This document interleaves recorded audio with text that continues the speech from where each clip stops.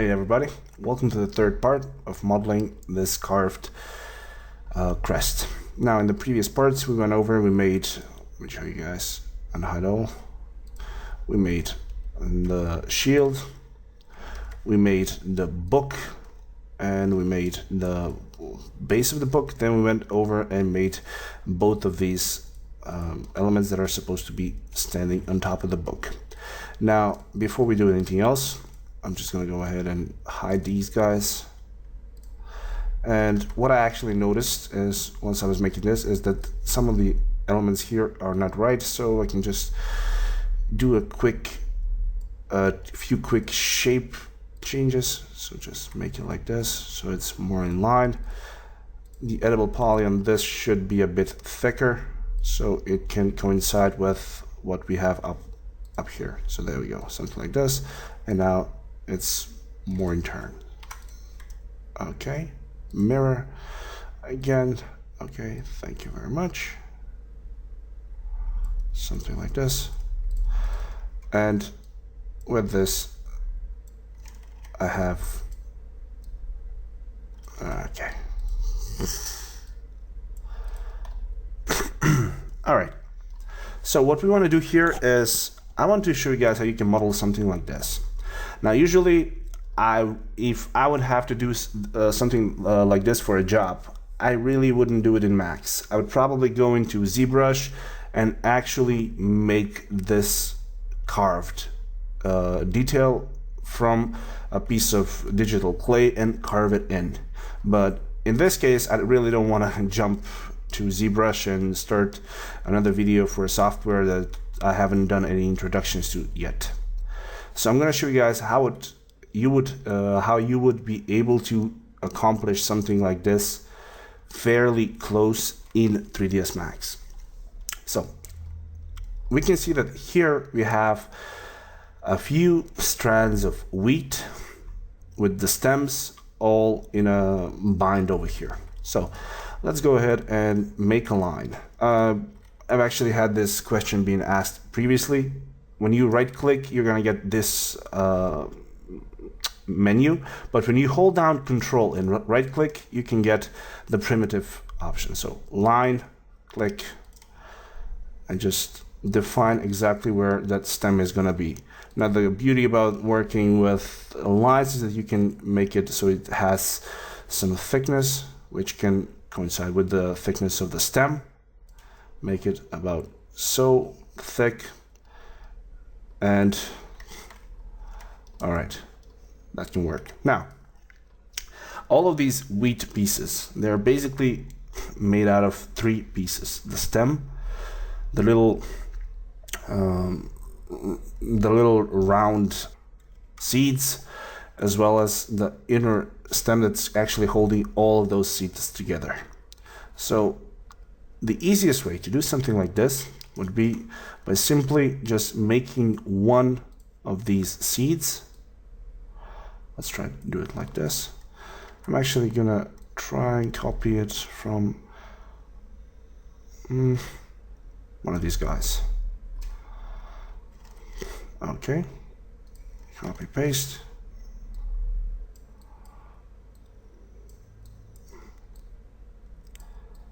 All right, about so.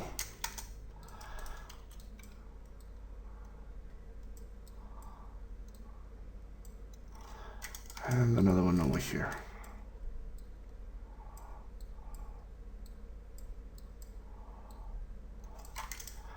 All right, one in the middle, just so it has some thickness. Something like this. And again, move it inwards once and twice. Now when you put on Turbo Smooth, you get something like this. 2 pieces. Well, actually in this case, this inner part might not be needed, as it's going to give us a more rounded look like this, which is more closer to what we need. All right, so I'm going to move it back here. Oops. Rotate it into place, and now just adjust the actual size.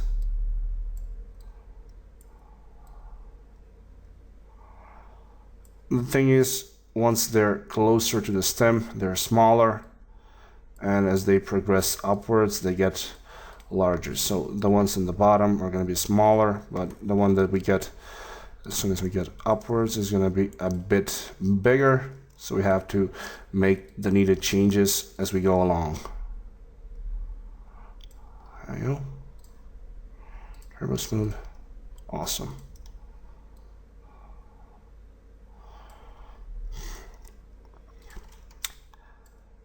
The good thing about this is that once you have one half, you can simply mirror it over to the other one, and you get the remaining of the stems. There we go.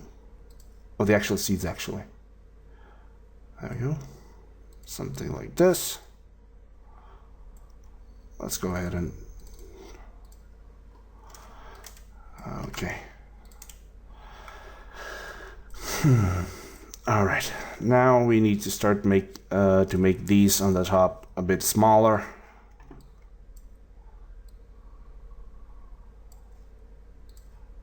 There we go. Again, like I previously said, it's going to boil down to just copying and moving a lot of vertices, so not the most interesting part to do, but still, once you have to do it, you have to do it. But as soon as you do it for one, you can just select all of them, make a mirror, make it a copy on the X. Now just move it on this side like this, and you get something looking like this. Not the perfect solution, but still, it can do the job. Especially, it kind of all depends on how much detail you need to have. Like I said in the start, if you really have to be close to the details that you have been provided from your client, then I would probably go ahead and use this as a reference and sculpt it into ZBrush. All right, let's get this for the end. And one more time on the Z. This one, just move it into position so it closes out. Let me rotate it around.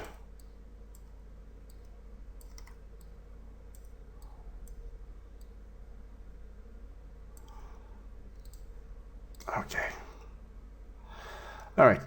Once we have something like this, I'm just going to use one more line for the middle. So just one go from the top to the bottom. Make this a line a lot less thicker, so make it smaller, put it in the middle like this, so it's kind of holding out all the stems, all the seeds. Okay, so now what I want to do here is I'm going to select my bottom stem, the one that we made in the start, put an edit poly on top of it, select both of these edges and delete, move it downwards, and just make a bevel at a certain height and something like this. Now in this case, I can just move it into position and move that one to fold into the stem that we have here. So now if we put a turbo smooth on top of this, it's going to look something like this one. But let's see, I have a problem here at the bottom, simply because this piece here should get one inset, one more, and simply collapse it. Put an additional loop over here. And now when we turbo smooth it, we no longer have that issue happening. Okay, let me just see if I can get this to be a bit closer to what we wanted in terms of width. Yeah, put it on turbo smooth now, we get something like this. All right, now, since this is wood carving, I have to do something else.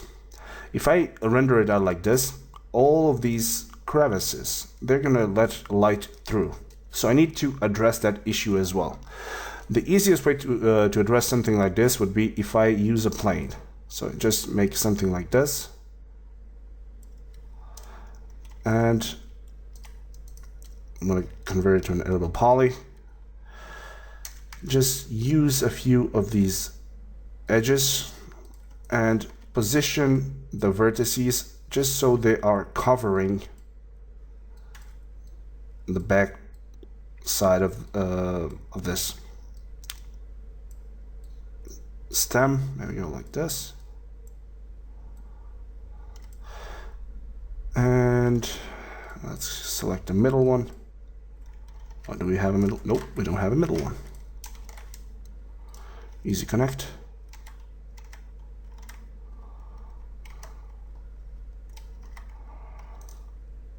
And isolate, and just move it inwards like this. Okay, again, just move it all backwards so we have something looking like this. All right, so with this, we basically have this first strand of wheat. So I'm going to select all of it, press M, put on one of the materials. I'm just going to use something like a neutral gray for it, call it a placeholder, and get it to be black color. Awesome, so we have something like this. I'm going to use the same thing for these. I'm going to put that same gray material, black color. All right, now this is what I'm going to do. Just so I don't have to make all of the other stems, I'm going to select this one, go group, and group it together in a group called 001. It really doesn't matter. So with the group made, now I'm going to go ahead and simply hold down Shift and click and drag to the side. Something like this, and make it a copy. Now, I'm going to go ahead with the group selected. I'm going to add a bend modifier. This bend modifier is going to help me get this shape like this. But now I see a problem that I probably should have addressed before I made this. So I'm going to delete this entire thing. I'm going to select my group. I'm going to go ungroup and select my stem. Turn off the turbo smooth. Since I want to have this happen here, I want to have the stem to bend, I'm going to have to add a few more edges so it has the needed geometry for it. So I'm going to go ahead and put in something like 10, and that's it, nothing else. Visually, nothing has changed, but we have more geometry. Again, make it a group, hold down Shift, and copy one like this, and now put a bend modifier. So now when I use the angle, you're gonna see that the actual stem is really bending quite nicely. So just try and put it in position. I can see that the bottom part is really not folding as I would like it, so I'm gonna go with the rotate and simply put it into place. I'm going to turn off my angle snap so I have a better control over how much this thing is bending, and use it like this. Again, hold on Shift, copy, move it into position. I can either try with more with the bend modifier, or I can go ahead with my rotation. There we go. I can actually see that this one is a bit taller, something like this. So with the scale, I'm simply just trying to get it into position. It really doesn't matter that it's sticking down, because now I'm just gonna move it a tiny bit to the back so it's not overlapping with this. And I'm gonna use, I'm gonna turn on the bend. Group, open, use my stem, and simply choose the edit poly. And, oops.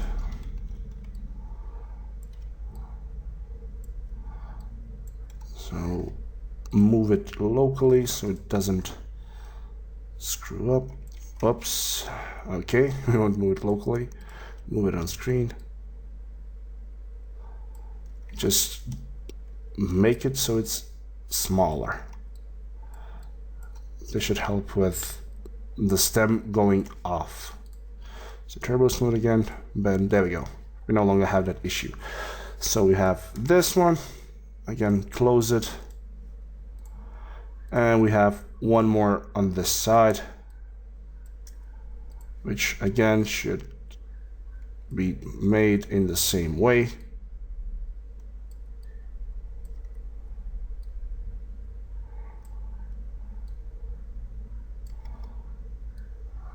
Okay.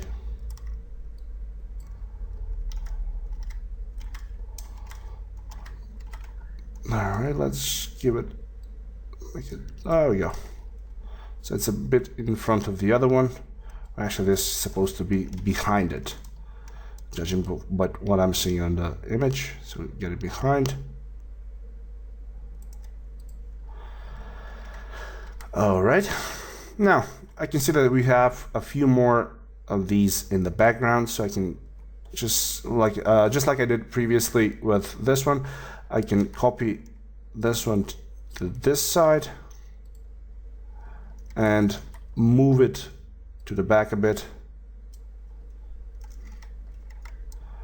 and make one more copy for this side over here, reduce the angle so it's much more in turn with this. Basically get something like this. All right, I'm gonna go ahead, select all of these guys with the mirror, make a copy, and use it like this. Now this is not 100% correct because I have quite a bit of space over here, which I really shouldn't have, but let's try and just get it to something like this. Awesome. All right, we have this. What we want to do is do the same trick I did with the upper part. I want to hide this so I don't have so much free space. The easiest way, like I showed you previously, would be just use a plane, something like this.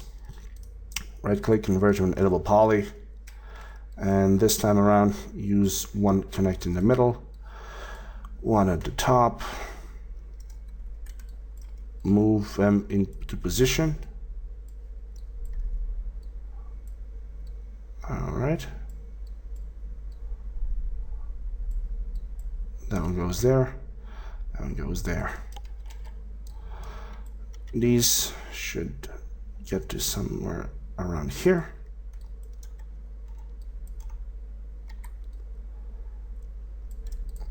All right, now I'm just gonna do a few more connects so I can get a bit more geometry like this. Awesome. Chamfer these guys so we have some more geometry, and let's go ahead and select one, leave one, select one, leave one.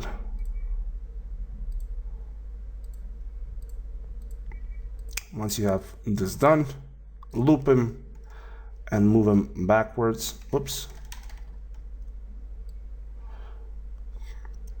So you get something like this. So now when you would, wait a second. Okay, move it backwards. And now chamfer them. Just use a small chamfer, really doesn't matter. And now when you put a turbo smooth on top of it, you're gonna get something like this. This should help us get that look like it's been carved up, at least when you're looking at it from a distance. Otherwise, well, like I said, this is just so we can try and cheat on our lack of depth. Let's move it backwards a bit. Cheating is not always fun, but heck, when you can get away with it, it can save you some time. Because if I were modeling this in ZBrush, it would take me considerably more time to get all these details come true, but here we got it in less than 10-15 minutes. All right, so we have the base, we have the stems. We can see some of the stems are actually looking like they're protruding, which can give us some more detail later on when we render it. So the only thing that's left here is, for example, if I move it around, you're going to see that we have these two guys over here. So we just need to make it so, let me just hide them. So all you have to do is make one line to here. This time make it radial.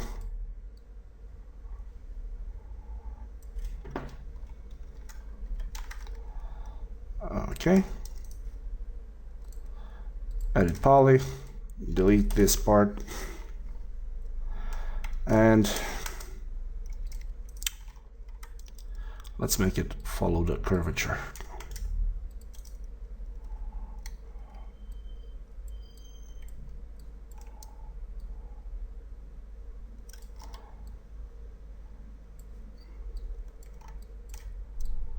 There we go.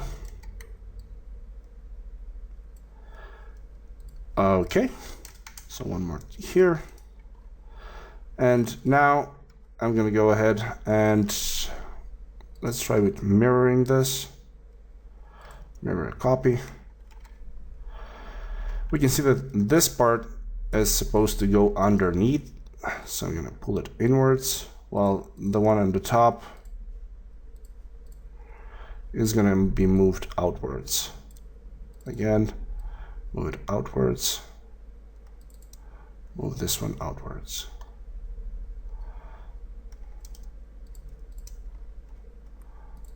There we go.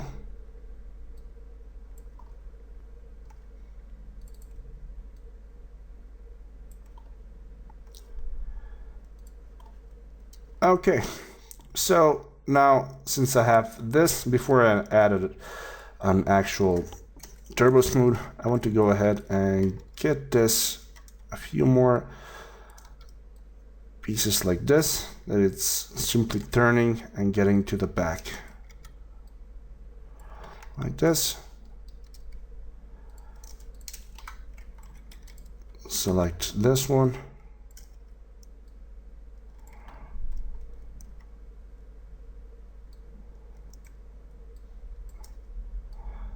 All right. We're going to do the same thing for this piece over here. So once, rotate, shift, drag outwards.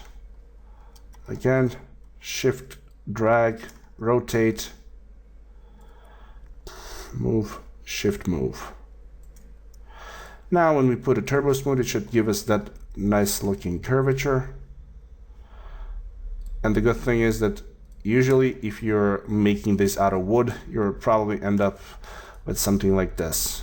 It's not too sharp and it's retaining that nice looking organic look. So unhide all. Let's just move it outwards a bit. Awesome. I would actually just move these guys inwards more so they're covering it. The cover, awesome. Turn off the turbo smooth, move it inwards like this, and there we go. So with this, we're getting something happening here. So hide the selection. We did a bit of a cheat here to get this look. Let me try to get it something like this. And now all we have to do is just fine-tune the size of this thing. So something down these lines. But as you can see, since I'm working on a very low poly base, I can really easily make these modifications by just moving a few of these vertices. So let me just go ahead, put the same placeholder on the book as well. Give it a black color. Everything is black. Unhide all.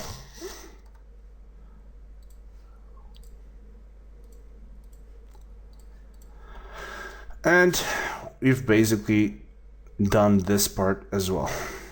So now what we need to do is just make the last part, and that is the scroll that we have down here with the actual family name.